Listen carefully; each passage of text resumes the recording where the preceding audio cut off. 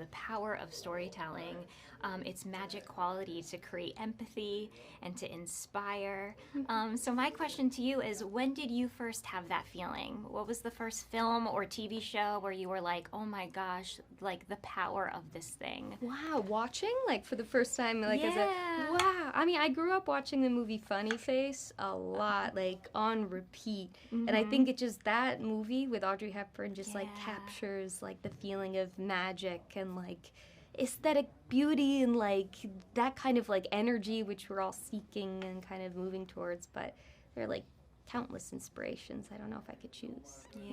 Yeah. No, I feel like this film is going to inspire so many folks, and it's going to create that magic that I think is so vital, especially in today's world. And it's like that's all that we can hope for, right? When we, go to set out to, tell these stories.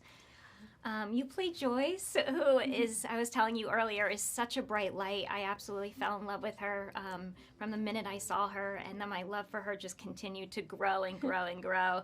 Can you talk about finding her genuine positivity and I really admired her sense of self, especially in a time when, it wasn't the easiest for women. No, yeah, absolutely.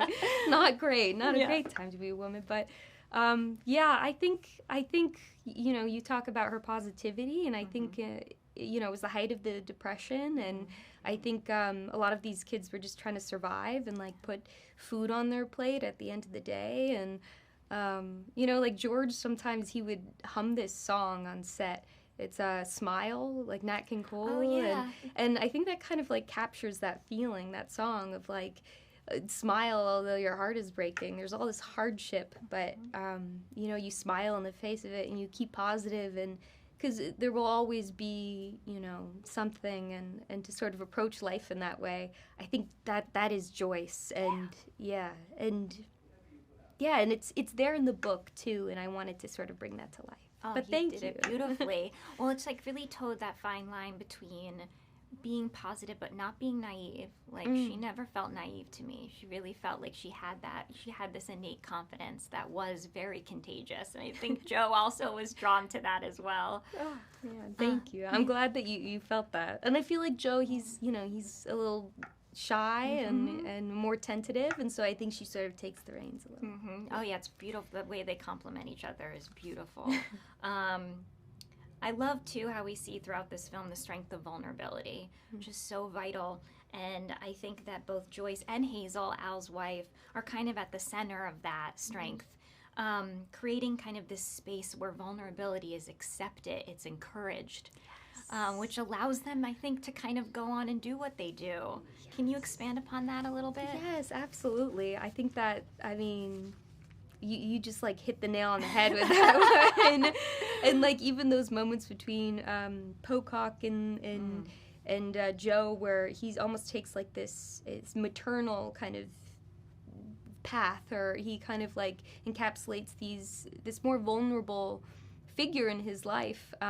There are moments like sprinkled throughout where vulnerability actually strengthens these boys to become closer to each other and then feel like a team, which is the thing that kind of drives them forward.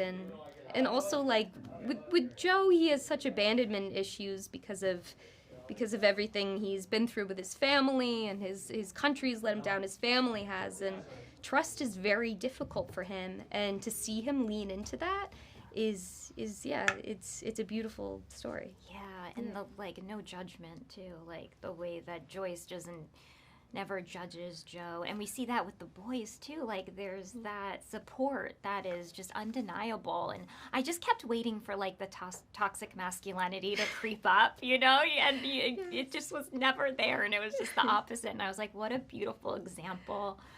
Very feminist film, to be honest, like in that way. I think you're right. Yeah. I think you're so right. Oh my gosh, yeah. These are men who are dealing with their issues in a very healthy way. If you think about it, it's beautiful. It really is. Yeah, and it's what leads them to victory, is that vulnerability. For sure. Absolutely. The film's based on a true story. It's set in the 1930s, but what do you think it is about period pieces that kind of allow us to not only glimpse into the past and learn from them, but have a new perspective on our present? Wow, yeah.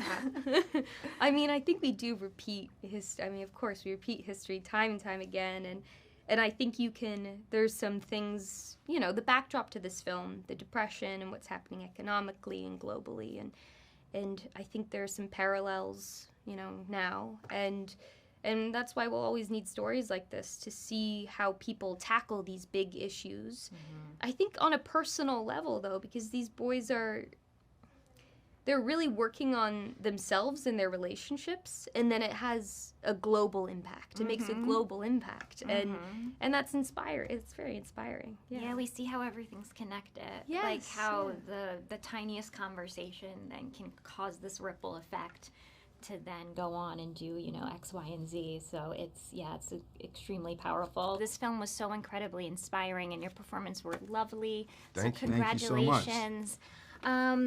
We see in the film, obviously, how rowing demands such a great physical strength. But in both your opinions, how do your characters learn the importance of strength and vulnerability? Because there is no room for toxic masculinity on this team.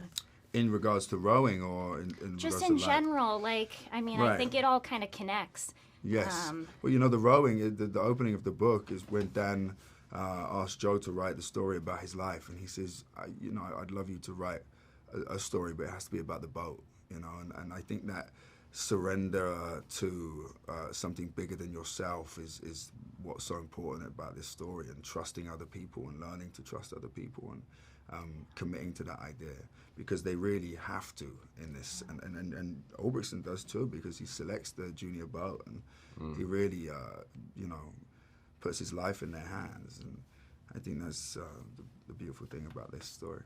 I think there's a real kind of gentle intimacy with the guys in some ways that you don't often see on screen. I think a lot of movies about groups of men are a little bit more kind of primal and distant, and there's something that, one of my favourite moments actually is when there's the apology on the train, so that you and I are the same, only you're not a thief. And there's a kind of an open communication with these boys at certain moments that I really adore. And for my part, about thawing out of this statistical kind of mechanical coach into getting to the point like a very monosyllabic father of just going, for what it's worth, I'm proud of you boys. I think that's my favourite part of the movie. And just little glimpses of warmth. But I think the intimacy between the men is there in a lovely way. 100%. There's a tenderness that is just beautiful, and it's such a wonderful example, not only to young men, but to people of all ages, to see that kind of tenderness and intimacy between this group of men. It was really beautiful. Period pieces not only allow us to see a glimpse into the past, but to learn from it as well. In both of your opinions, what is so timeless about underdog stories, especially this one? We got to keep telling them. I just personally think we're all moving through the world thinking that everything's stacked against us, or that we're not equipped with the skills to win. And I think that's why we innately, if we see two groups and one of them's losing, we get behind them emotionally. That's what I believe, and I think that really resonates all through time. And Joe's story is the true underdog story. He was abandoned by his family continuously from the age of 3, and I have a deep, deep, deep love for that man and what he was able to do, and I was inspired by him. Something recently happened in Australia too, the Australian women's soccer team. Kind of proves that for all of the infighting and weird things that go on in any community, sport has this way of galvanising a whole nation. And there's something to be learned from that, I think. In England, we get lured into it every year, and we never win. One day. Yeah, we had a little bit of LFAFC. You guys lost last night? Yeah, we lost. Yeah, so I'm sorry but the sorry Lakers to won. Understand that? Yeah. And now you can all go back to hating each other and infighting. But the Dodgers lost. No.